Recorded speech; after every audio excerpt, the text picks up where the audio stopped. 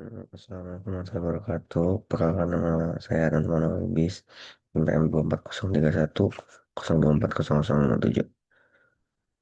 Dengan saya menjelaskan VS Code pada UAS di pemrograman pertama ini. Jadi mungkin aku akan share screen dulu.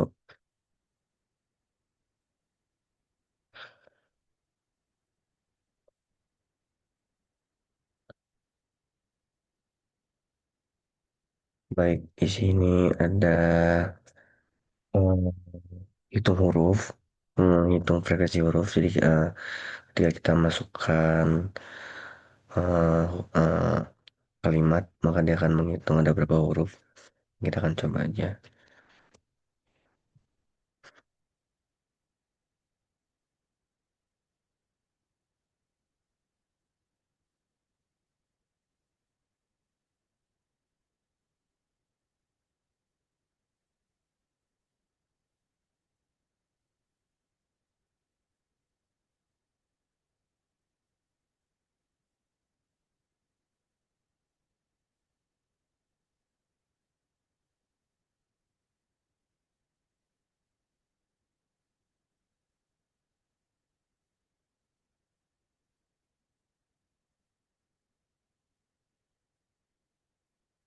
Oke,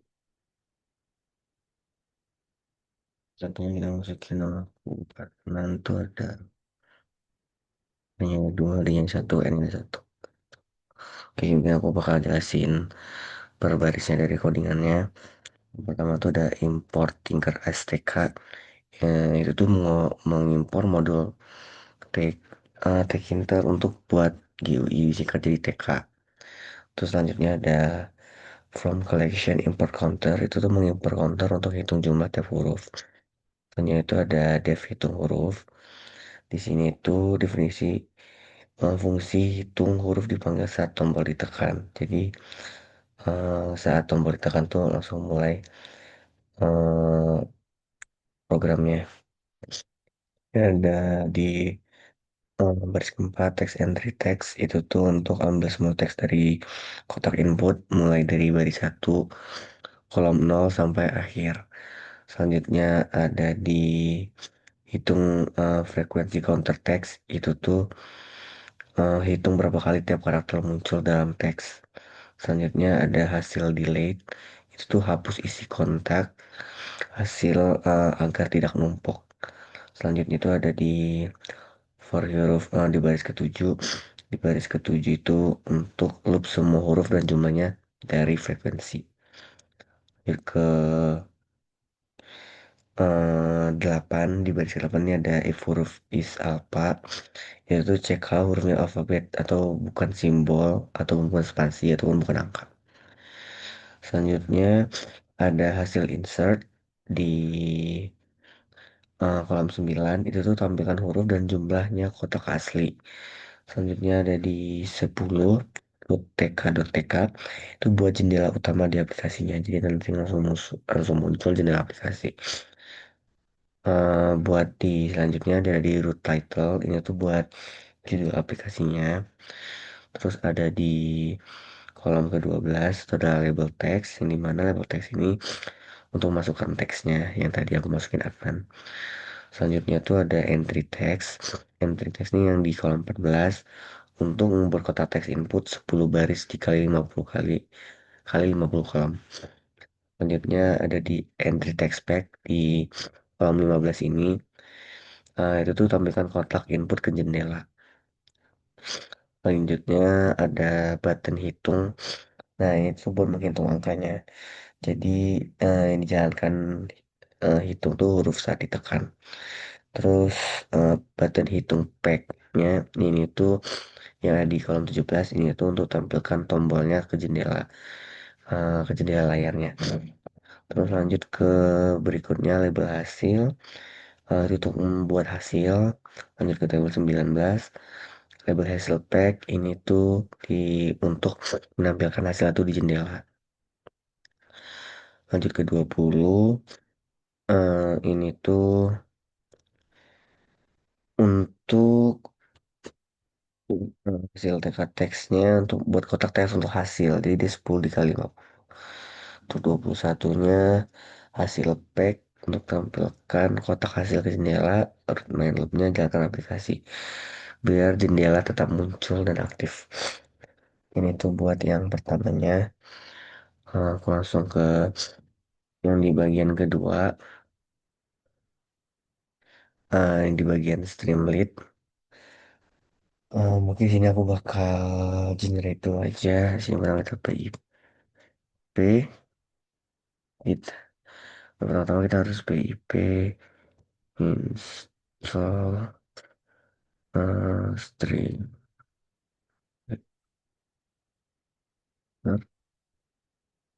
And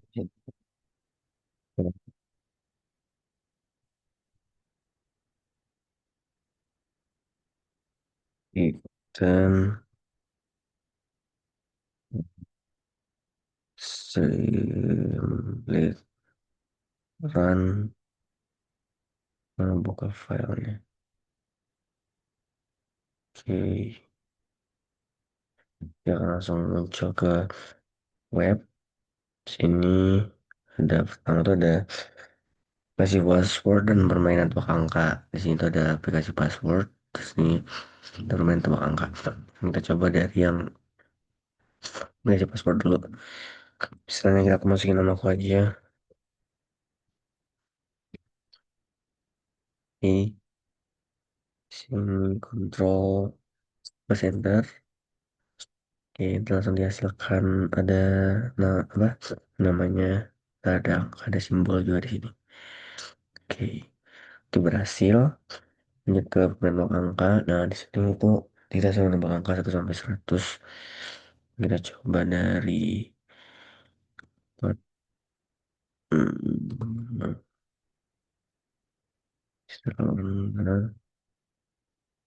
berarti karena 60 terlalu rendah, 70 tinggi, berarti di antara 60 sampai 70.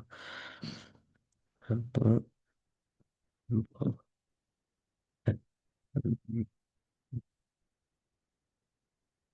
63 dalam 9 percobaan. Oh, mungkin itu untuk generate-nya. Dan balik lagi ke VS Code. Oke, di sini tuh eh, aku bakal jelasin satu persatu. Buat garis pertama, itu tuh untuk mengimpor library Streamlit-nya sebagai ST untuk membuat web APK ini app interaktif. Lanjut ke baris kedua, ini tuh impor modul random untuk memilih nilai acak. Untuk yang ketiga itu ada import string, itu tuh impor modul string untuk akses karakter khusus dan angka. Lanjut ke baris kelima, itu ada def generate password, itu tuh definisi fungsi generate password untuk membuat passwordnya.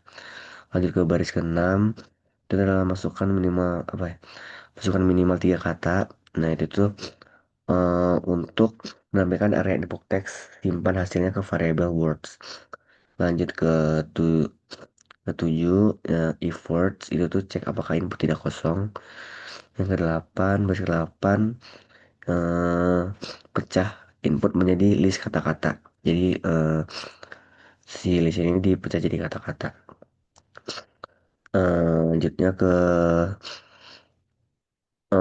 if len if len di baris ke-9 telah cek apakah jumlah kata kurang dari 3, karena kalau kurang dari 3 kan error.